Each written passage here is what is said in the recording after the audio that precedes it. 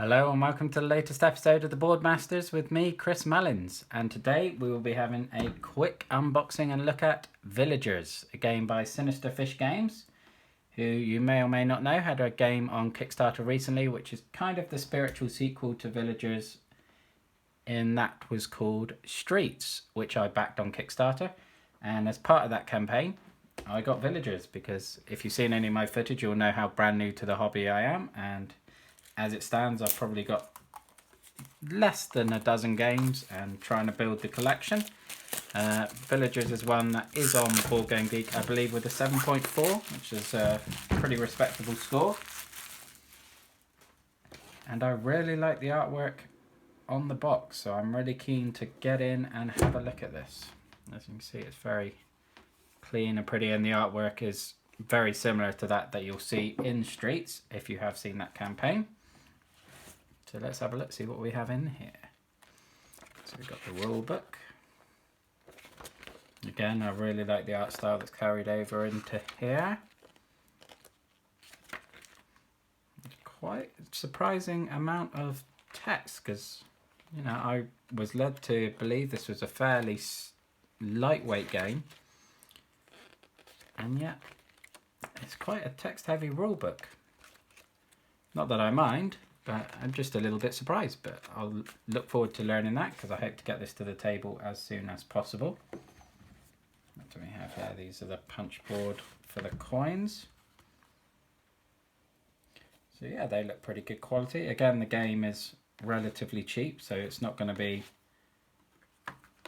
something that you can compare to, I don't know, an Awaken Realms or a Come On game, but I really like the look of it so far. We do have a little pouch of replacement cards, because I believe there's some misprints in the original printing, so I appreciate that they have included that in this edition. What do we have here?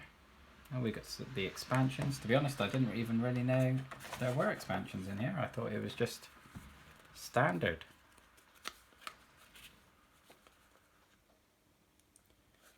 Okay, what do we have here?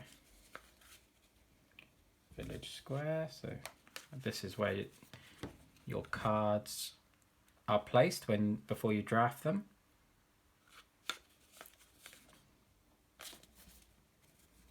Cool. It's a nice little box as well. Okay, let's go into some of these cards, shall we?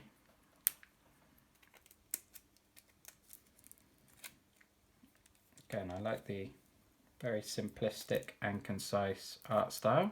I need to get myself some sort of knife so I can get into these packets a bit easier. Bear with me.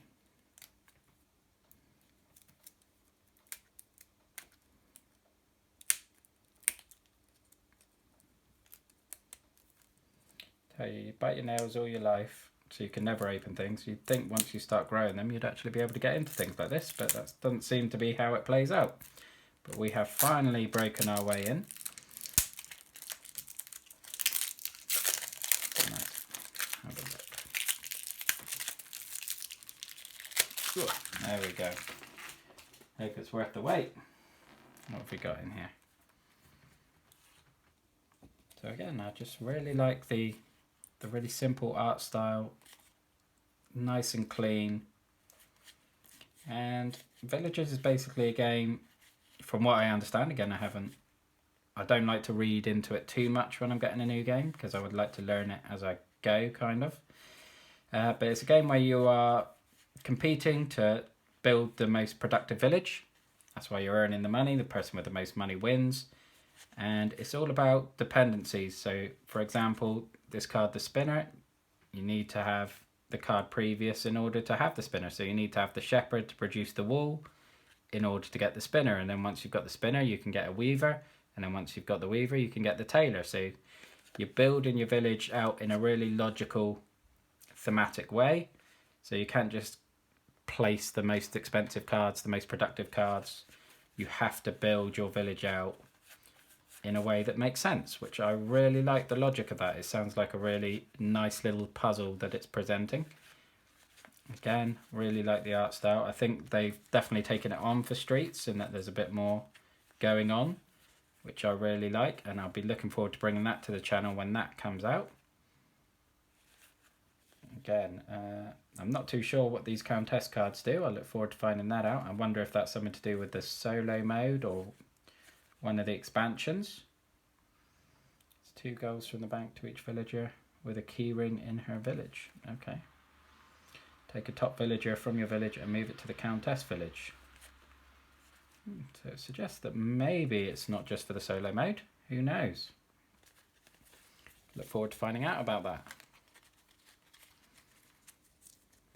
Let's see if I can get into this pack a bit easier.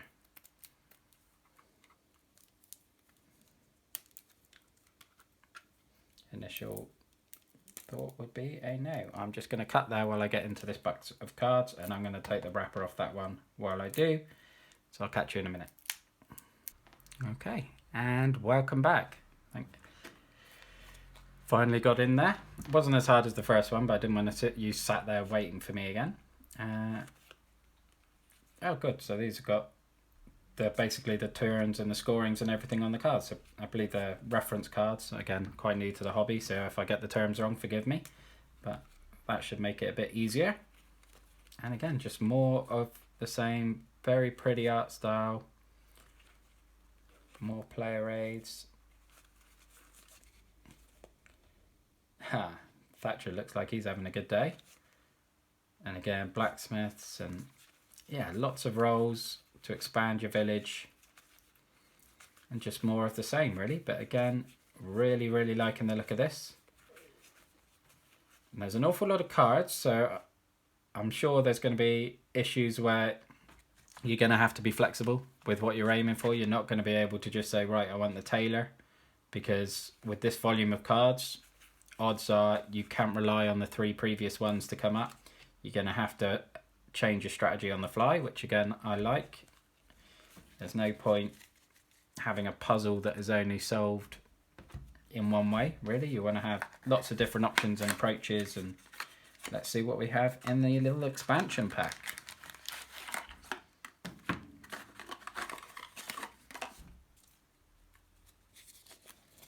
Now 4 expansions. So we've got the Scoundrels expansion, the Saints expansion, the Profiteers expansion, and some bronze symbols. Cool. I look forward to reading into that a bit more detail, but I already like the look of these.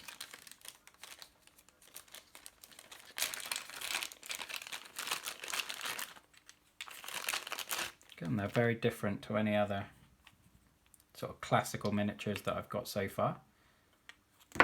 Again, carries on the really nice art style. They feel nice in the hand. Be interested to see how they relate to the actual gameplay.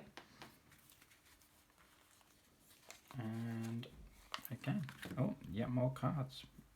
Barbarians, can't say I like the sound of that. See if I can get into this one a bit quicker than any of the others. Okay, so it turns out the smaller the pack of cards, the much harder it is to open. So I did have to go and get a knife in the end. That was much harder and much longer than either of the other packs. But these look like they have an element of sort of take that to them. Replace all face-up villagers from the reserve. Take a villager direct to your hand. Steal 1 villager from another player. Look through another player's hand and steal 1 villager. Yeah, so this is where you start to interact with the other players a bit more, which is fun. I like that. I'm not usually a big fan of screwage in terms of, I'm always sort of altruistic at heart, I guess, but a little bit now and then it can be good fun. And then, yeah, we just got more of the same with some extra developments on these, so be really interested to see how these influence the gameplay. We've got some buildings then as well. Oh, interesting. I like the look of that. Again, I'll probably play with the base game once or twice to get used to that before I start to bring those in, but I'm hoping to bring some form of gameplay video and at the very least a review to the channel soon. And I really like the look of this game, and it's got me even more excited for Streets for as and when that arrives. Again, please like and subscribe down below if you want to see more of this game and more of the same, more from Streets when that arrives. And if you've been with me this whole time, thank you for spending the time. Appreciate it. Have a good one. Thank you. Bye-bye now.